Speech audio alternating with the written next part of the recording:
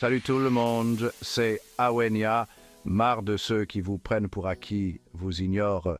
Bref, vous manque de respect, on est tous passés par là. Ce pote qui vous pose un lapin, ce collègue qui s'attribue tout le mérite de votre travail, ou même ce membre de votre famille qui semble oublier que vous existez. Eh bien, j'ai une bonne nouvelle. Aujourd'hui, on dit stop. On va voir ensemble 10 astuces imparables pour imposer le respect et ne plus jamais se laisser marcher sur les pieds. Sortez vos stylos. Certaines de ces astuces pourraient bien changer votre vie. Et surtout, n'oubliez pas de vous abonner à la chaîne et d'activer la cloche des notifications pour ne rien manquer. Avant de parler solutions miracles et techniques de ninja pour imposer le respect, il faut comprendre pourquoi certaines personnes se permettent de nous manquer de respect. Souvent, c'est une question de dynamique. On se retrouve, sans s'en rendre compte, dans la peau de la personne sympa qui ne dit jamais rien, qui est toujours d'accord, toujours prête à rendre service. Et devinez quoi, les autres finissent par le sentir. C'est triste, mais c'est humain. On a tendance à prendre pour acquis les gens qui sont toujours là pour nous, sans rien demander en retour. On se dit qu'ils seront toujours là, quoi qu'il arrive. Le problème, c'est que cette dynamique peut être toxique. Elle vous use, vous épuise, et au final, vous empêche de vous affirmer et d'obtenir le respect que vous méritez. Alors, comment inverser la tendance? Comment passer de paillasson à personne respectable? Accrochez-vous, on passe aux choses sérieuses. Première astuce, et pas des moindres, apprenez à dire non. Oui, je sais, ça a l'air simple comme ça, mais pour beaucoup d'entre nous, dire non, c'est un véritable défi. On a peur de vexer, de passer pour quelqu'un de méchant, de rater une opportunité. Mais en réalité, savoir dire non, c'est savoir se respecter.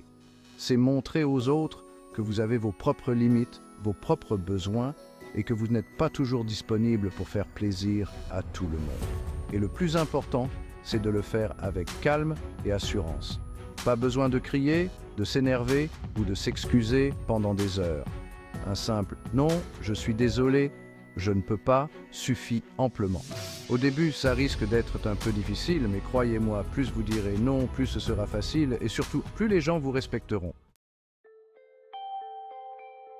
Vous vous demandez peut-être ce qui se passe quand on commence à dire non? Eh bien, préparez-vous à être surpris. Au début, certaines personnes risquent d'être décontenancées.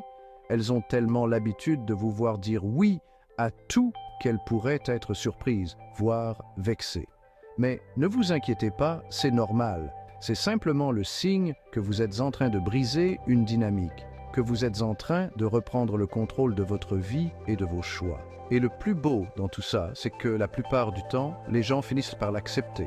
Ils comprennent que vous n'êtes pas un robot programmé pour dire oui, mais un être humain avec ses propres envies et ses propres limites.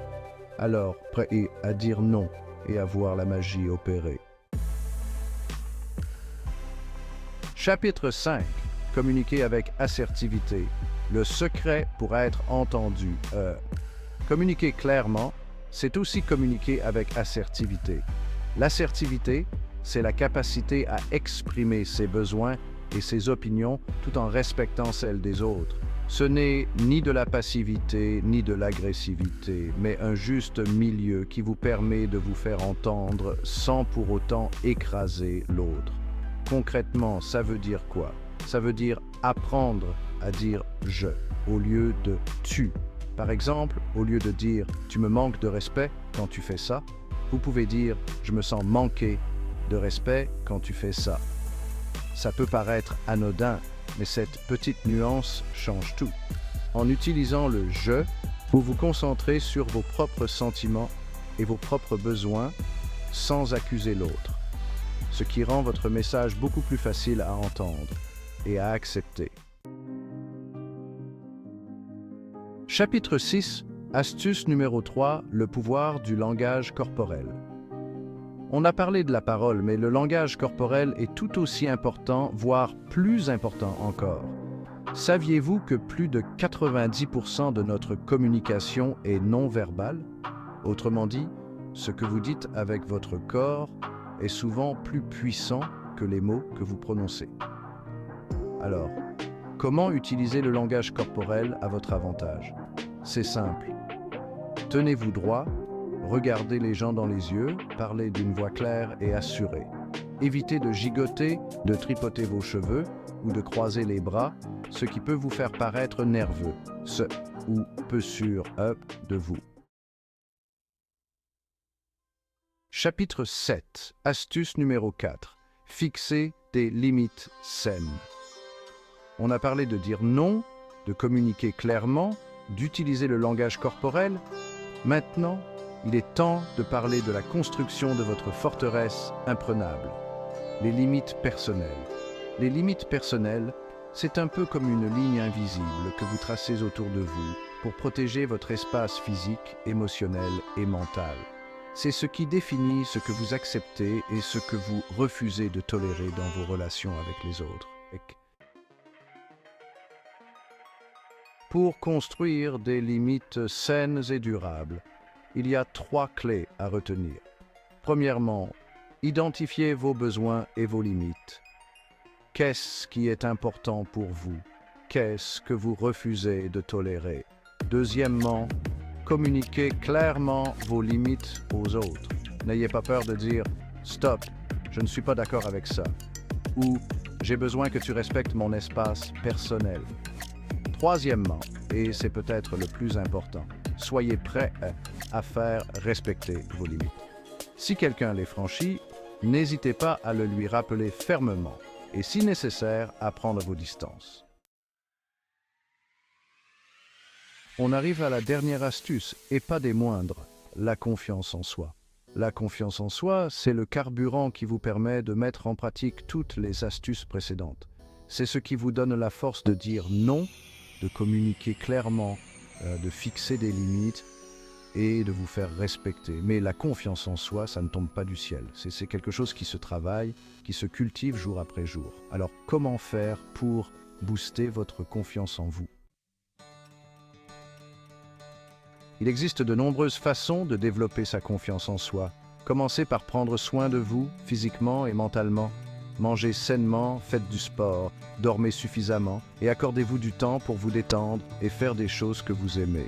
Ensuite, fixez-vous des objectifs réalistes et célébrez vos réussites, même les plus petites. Chaque pas que vous faites dans la bonne direction, aussi petit soit-il, mérite d'être célébré.